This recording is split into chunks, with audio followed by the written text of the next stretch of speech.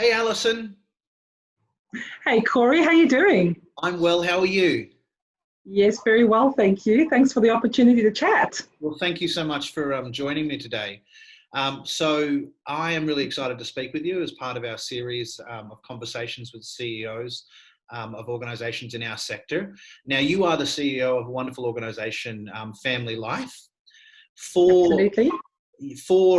those who are tuning in today, would you be able to just give a brief rundown of what your organization does?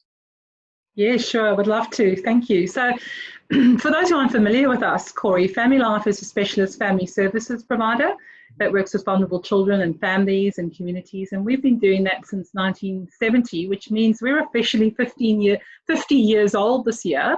Wow, that's a lot So of it's our debate. birthday year, half a century. Yeah. We've kept our vision. Our core vision has always been around building capable communities and strong families and thriving children, and that hasn't changed in 50 years. And we offer a whole suite of services, including family services, family violence services for women and children.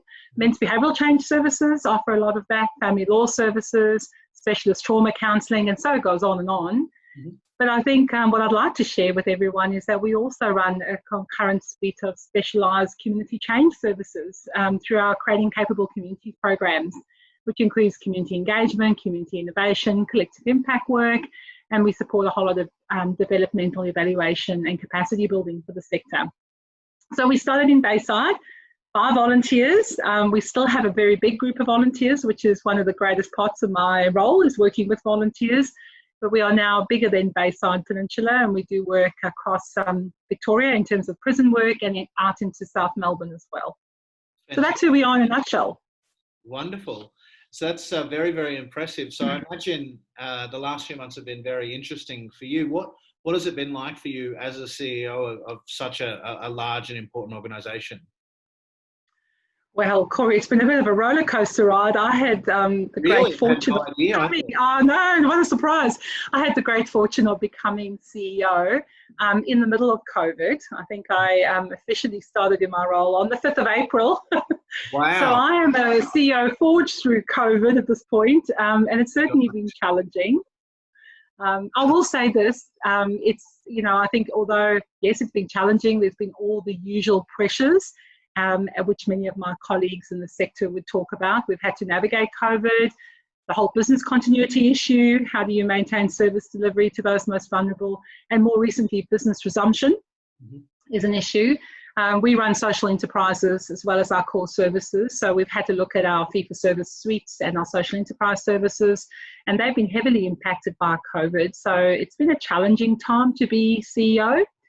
But at the same time, Corey, it's been a great time to be CEO. I think, COVID really pairs an organisation back to its skeletal structure and really allows you to see what is the culture, what is the capacity, what is the capability of the organisation.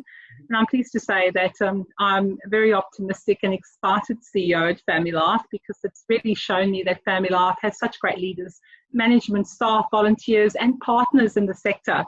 And they all have a really core commitment to keeping children and families safe, and COVID has just made that clear to me. So yes, it's been tough with all the usual reasons why it's been tough, but it's also been amazing to see the collaboration across the sector and within the organisation.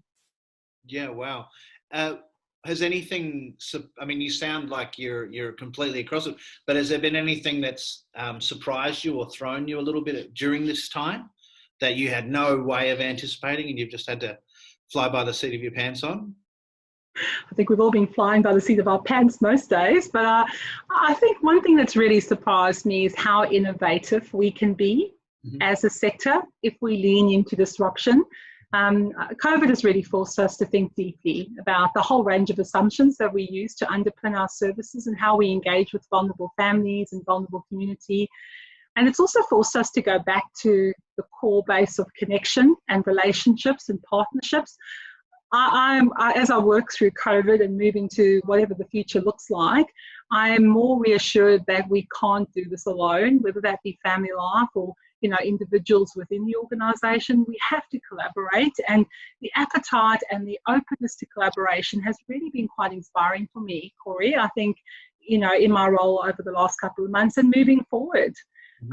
And yes, I have just been thrilled by how amazing the staff and the volunteers are. The fact that I've got volunteers, many of whom are vulnerable in their own way, who are willing to step up and provide support to community. I know that, I knew that, but I still think community continues to amaze me as we navigate this COVID world. Mm-hmm. So do you think that you will take that sort of realization of innovation into a post-coronavirus environment?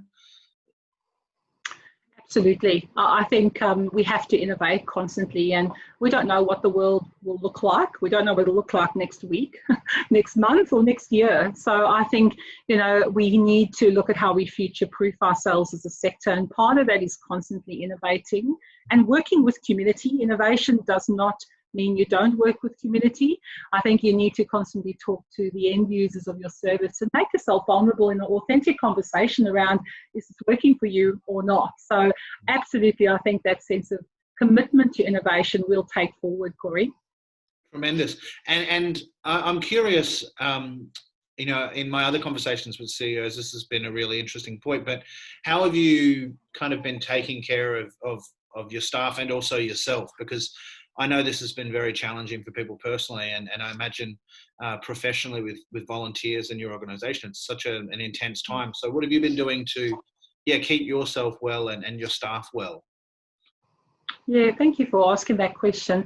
I think first and foremost, it's about equipping people with the structure, the strategy and the tools to navigate this really complex time. So, I think we've put a lot of time into equipping our staff to manage hybrid services, which has included online services. Mm-hmm. We took a position to begin to onboard online services pretty early, and that stood us in good stead. And we've equipped and trained people and given them the right equipment. All our staff, all of my staff across the organisation are equipped with laptops and smartphones. And so they've got the tools to work. And I think that's really important, that if you're going to take care of people, you also need to give them what they need to be able to function and work well in a very practical sense. I think building a sense of community around the organisation, knowing that people, so that your staff feel like we're not in this alone, we're all trying to navigate this. We're in partnership with Child Protection, we're in partnership with our other organisations, and most importantly, we're in partnership with the community and the families we're trying to help. We have the same end goal here of well-being and growth and children thriving. So I think that's been really good as an overall framework. Mm-hmm. But then if I drop down in the organisation, we really are committed to the well-being of our staff. And we launched a program called In This Together, which is an internal self-care campaign that we've run across the organisation since COVID. It's based upon that lovely quote by Brene Brown that I love, that says people are not meant to go through difficult things alone. And I think that that's been our motto for the organisation. Even though all of our staff have worked at home, we want them to get a sense that they're still connected to family life. They're still part of the organisation. We're in this together. So that program has got a whole range of supports, and that ranges to, from things like getting people together to have virtual coffees together. We've got the opportunity to have wellness webinars. We're just about to have our all-staff day online, which is really exciting, to have about 150 staff all dial in and be connected. I'm just thinking of the Zoom, all of those screens. It's going to be awesome. All those squares are going to be on there. Oh, nice. So we've got a little surprise which I can't share yet, but all our staff will get something just to say thank you for all their work they're doing. So keeping your good humour, staying connected, and giving people what they need. The buddy system has worked really well for our staff as well. Having someone you can catch up with has been cool. Yeah, we've been doing that at the centre as well, and I think that's a really great way of guarding against isolation, especially. Absolutely. Now you mentioned humour. Which brings me to, the final part of our interview today, something that I've been asking all of the people I've had the opportunity to speak with. Have there been any funny or humorous or unintentionally hilarious moments for you during this period? Yeah, well, Corey, I've got 3 children, and they would tell you that there's something, the whole concept of dad jokes. Well, there's mum jokes as well. I'm not very good at telling jokes, but I have a joke for you today, Corey. Sure. And the joke I have is a question. What type of jokes are allowed during quarantine? What kind of jokes? Inside jokes, Corey. That is very good. That's fun. I like it. I think my kids would agree that was a real mum joke. Oh, well, I think it was beautiful. All right, well, I think that brings us to the end of our interview. I really appreciate you taking time out of your really busy schedule to speak with us. So it's been a pleasure. And I look forward to speaking to you soon. Well, I want to thank the centre. I think your leadership sector has been phenomenal. I think as we talk about the need to connect up and collaborate and work together, it's so important to have that partnership with our peaks. So thank you, Corey, to you and all your colleagues at the centre for keeping us connected.